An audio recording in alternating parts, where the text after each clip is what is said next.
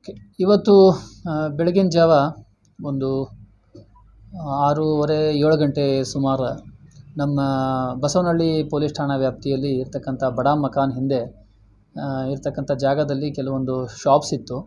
ಆ ಶಾಪ್ಸ್ಗಳನ್ನು ವಕ್ಫ್ ಆಫೀಸರು ಮತ್ತು Jamia ಮಸೀದಿದ್ದು board members ಸೇರಿ ಅದನ್ನು ಡೆಮಾಲಿಷನ್ ಮಾಡಿದ್ದಾರೆ JCBಯನ್ನು ತಂದು.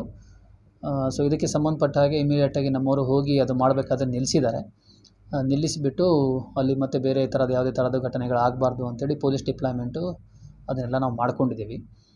ಸೊ ಆ ವಿಚಾರವನ್ನು ನಾವಲ್ಲಿ ಅವರು ವಕ್ಫ್ ಆಫೀಸರು ಮತ್ತು ಈ ಕಡೆ ಯಾರು ಅಬ್ಜೆಕ್ಟ್ ಮಾಡ್ತಾಯಿದ್ರು ನಿರ್ಮಲಾ ಶೆಟ್ಟಿ ಅಂತೇಳಿ ಒಬ್ಬರು ಲೇಡಿ ಇದ್ದಾರೆ, ಅವ್ರದ್ದು ನಾವು ಅಲ್ಲಿ ಹೋಟೆಲ್ ಇತ್ತು ಅಂತ ಒಂದು ಕೇಳಿಬಂದಿದೆ.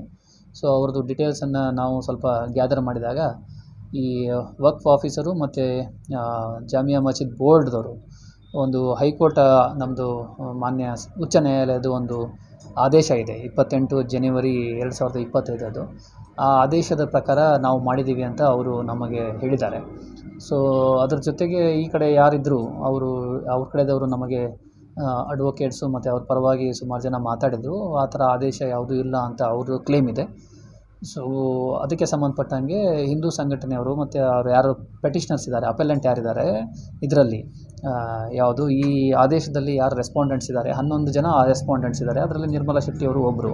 ಸೊ ಅವ್ರದ್ದು ಇವತ್ತು ಹೋಟೆಲ್ ಅದು ಪಾರ್ಶಿಯಲಿ ಗೋಡೆ ಎಲ್ಲ ಅದು ಕೆಡವಿದ್ದಾರೆ. ಸೊ ಅವರು ಅದರಲ್ಲಿ ಒಬ್ಬರು ರೆಸ್ಪಾಂಡೆಂಟ್ ಇದ್ದಾರೆ. ಸೊ ಅದನ್ನು ಅವ್ರು ಯಾರಿದ್ದಾರೆ ಕೆಲವೊಬ್ಬರು ಪೆಟಿಷನರ್ಸು ಬಂದಿದ್ದರು ಮತ್ತು ಅವ್ರ ಪರವಾಗಿ ಬೇರೆ ಲೀಡರ್ಸ್ಗಳು ಬಂದಿದ್ದರು. ಅವ್ರ ಜೊತೆ ನಾವು ವಿವರವಾಗಿ ಡಿಸ್ಕಸ್ ಮಾಡಿದ್ದೀವಿ ಏನಿದೆ ವಿಚಾರ ಅಂತೇಳಿ. ಒಂದು ಶಾಂತಿ ಸಭೆಯನ್ನು ಮಾಡಿದ್ದೀವಿ. ಅದೇ ಥರ ಮುಸ್ಲಿಂ ಲೀಡರ್ಸನ್ನು ಕರೆದಿದ್ವಿ.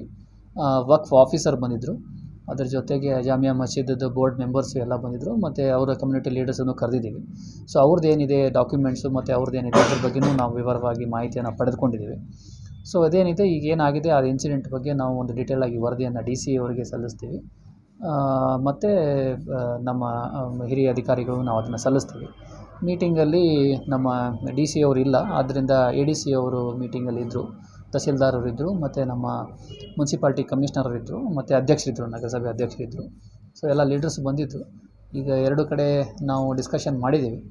ಕಾನೂನಿನಲ್ಲಿ ಯಾವ ಪ್ರಕಾರ ನಾವು ಕ್ರಮವನ್ನು ತೆಗೆದುಕೊಳ್ಬೇಕು ಆ ಪ್ರಕಾರ ಎಗ್ರೀಡ್ ಪಾರ್ಟಿಯವರು ಕಂಪ್ಲೇಂಟನ್ನು ಕೊಡ್ತೀವಿ ಅಂತ ನಮಗೆ ಎಕ್ಸ್ಪ್ರೆಸ್ ಮಾಡಿದ್ದಾರೆ. ಸೊ ಅವ್ರು ಇಲ್ಲಿವರೆಗೆ ನಮಗೆ ಕಂಪ್ಲೇಂಟನ್ನು ಕೊಟ್ಟಿಲ್ಲ. ಸೊ ಅವ್ರ ಕಂಪ್ಲೇಂಟ್ ಈಗ ಕೊಡ್ತಾರೆ ಅಂತಕ್ಕಂಥ ಮಾಹಿತಿ ಇದೆ. ಆ ಕಂಪ್ಲೇಂಟ್ ಕೊಟ್ಟರೆ ನಾವು ಈಗ ಹೈಕೋರ್ಟಲ್ಲಿ ಇರ್ತಕ್ಕಂಥ ಮ್ಯಾಟರ್ ಇರೋದ್ರಿಂದ ನಾವು ಲೀಗಲ್ ಒಪಿನಿಯನ್ ತೊಗೊಂಡ್ಬಿಟ್ಟು ಯಾವ ಥರ ನಾವು ಪ್ರೊಸೀಡ್ ಆಗಬೇಕು ಅಂತೇಳಿ ಒಂದು ಲೀಗಲ್ ಒಪಿನಿಯನ್ ತೊಗೊಂಡು ಅದನ್ನು ಮುಂದಿನ ದಿನಗಳಲ್ಲಿ ಕಾನೂನು ಕ್ರಮವನ್ನು ತೆಗೆದುಕೊಳ್ತೀವಿ. ಈ ಸದ್ಯಕ್ಕೆ ಪರಿಸ್ಥಿತಿ ಶಾಂತವಾಗಿದೆ. ಈಗ ಅಲ್ಲಿ ಹೆಚ್ಚಿನ ಒಂದು ಫೋರ್ಸನ್ನು ತಂದು ನಾವು ಅಲ್ಲೆಲ್ಲ ಹಾಕಿದ್ದೀವಿ. ಬೇರೆ ಬೇರೆ ಜಿಲ್ಲೆಯಿಂದ ಬೇರೆ ಬೇರೆ ಫೋರ್ಸ್ ಬಂದಿದೆ, ಆಫೀಸರ್ಸು ಬಂದಿದ್ದಾರೆ. ಅದೇ ಥರ ಮತ್ತು ಹೊರ ಜಿಲ್ಲೆಯಿಂದ ನಮ್ಮ KSRP 5 ತುಕಡಿಗಳು ಬಂದಿದೆ. ಪರಿಸ್ಥಿತಿ ಏನು ಸಮಸ್ಯೆ ಇಲ್ಲ, ಎಲ್ಲ ನಿಯಂತ್ರಣದಲ್ಲಿದೆ. ಎಲ್ಲ ಲೀಡರ್ಸ್ಗಳಿಗೆ ಮಾತಾಡಿದ್ದೀವಿ. ಎಲ್ಲ ಕಮ್ಯುನಿಟಿ ಲೀಡರ್ಸ್, ಎರಡೂ ಕಡೆ ಕಮ್ಯುನಿಟಿ ಲೀಡರ್ಸು ನಮಗೆ ಸಹಕಾರ ಕೊಡಲಿಕ್ಕೆ ಅವರು ಒಪ್ಕೊಂಡಿದ್ದಾರೆ. ಈಗ ಒಬ್ಬರು ಡೆಮಾಲಿಷನ್ ಮಾಡಿದ್ದು ಅವರು ಹೈಕೋರ್ಟ್ ಆದೇಶದ ಪ್ರಕಾರ ಅಂತ ಅವ್ರು ಹೇಳೋದಾದರೆ, ಇನ್ನೊಂದು ಕಮ್ಯುನಿಟಿಯವರು ಅಂದರೆ ಅವ್ರು ಯಾರು ಇದ್ದಾರೆ ಅವರು ಎಗ್ರೀಡ್ ಪಾರ್ಟಿ ಅವ್ರ ಕಡೆದವರು ಅವ್ರು ಹೇಳ್ತಕ್ಕಂಥದ್ದು ಆ ಥರದ್ದು ಯಾವುದೂ ಆರ್ಡ್ರ್ ಇಲ್ಲ ಅಂತೇಳಿ. ಸೊ ಇದು basically it's a civil issue. ಇದು ಮಾನ್ಯ ಉಚ್ಚ ನ್ಯಾಯಾಲಯದಲ್ಲಿ ಇದೆ. ಅದು ಮಾನ್ಯ ಉಚ್ಚ ನ್ಯಾಯಾಲಯದ ಆದೇಶದ ಮೇರೆಗೆ ಅದು ಮಾಡಿದ್ದಾರೆ ಅಂತ ಒಂದು ಪಾರ್ಟಿ ಆದರೆ, ಒಂದು ಆ ಥರದ್ದು ಯಾವುದೂ ಇಲ್ಲ ಅಂತಕ್ಕಂಥದ್ದು ಕಂಟೆನ್ಷನ್ ಇದೆ. ಸೊ ಅದ್ರ ಬಗ್ಗೆ ನಾವು ವಿವರವಾದಾಗಿರ್ತಕ್ಕಂಥ ಒಂದು ವಿಚಾರಣೆಯನ್ನು ಮಾಡಬೇಕಾಗತ್ತೆ. ಮತ್ತು ರೆವಿನ್ಯೂ ಅಥಾರಿಟೀಸು ಅದ್ರ ಬಗ್ಗೆ, ಯಾಕಂದರೆ ವಕ್ಫ್ ಆಫೀಸರ್ ಇದು ಬಿಟ್ಟು ಮಾಡೋದ್ರಿಂದ ಸೊ ಅದನ್ನು DC ಅವರು ಅದನ್ನು ವಿಚಾರಣೆ ಮಾಡಿಸ್ತಾರೆ ಮತ್ತು ಅವರಿಂದನೂ ಎಕ್ಸ್ಪ್ಲನೇಷನ್ ಕಾಲ್ ಫಾರ್ ಮಾಡ್ತಾರೆ. ಮುಂದಿನ ಕಾನೂನು ಪ್ರಕ್ರಿಯೆ ಅವರು ಯಾವ ಥರ ಕಂಪ್ಲೇಂಟ್ ಕೊಡ್ತಾರೆ ಅದರ ಮೇಲೆ ಮುಂದಿನ ಕಾನೂನು ಪ್ರಕ್ರಿಯೆ ಇರುತ್ತೆ. ಸದ್ಯಕ್ಕೆ ಯಾವುದೇ ರೀತಿಯ ತೊಂದರೆ ಇಲ್ಲ, ಎಲ್ಲ ಶಾಂತ ರೀತಿಯಿಂದ ಇದೆ. ನೋಡಿ, ನಾನು ಆ್ಯಸ್ ಎನ್ ಆಫೀಸರ್ ನಾನು ಯಾವುದಕ್ಕೂ ಆ ಥರ ಕಮೆಂಟ್ ಮಾಡಲಿಕ್ಕಾಗಲ್ಲ. ಈಗ ನಾವು ರಿಕ್ವೆಸ್ಟ್ ಮಾಡ್ಕೊಂಡಿರೋದು ಎರಡೂ ಕಡೆ ಕಮ್ಯುನಿಟಿಗಳಿಗೆ, ಎರಡೂ ಕಡೆ ಪಾರ್ಟಿಗಳಿಗೆ ಶಾಂತಿಯನ್ನು ಕಾಪಾಡಬೇಕು. ಅಲ್ಲಿ ಏನಿದೆ ಅದು ಸ್ಟೇಟಸ್ ಕೋ ಮೇಂಟೈನ್ ಆಗಬೇಕು ಅಂತ.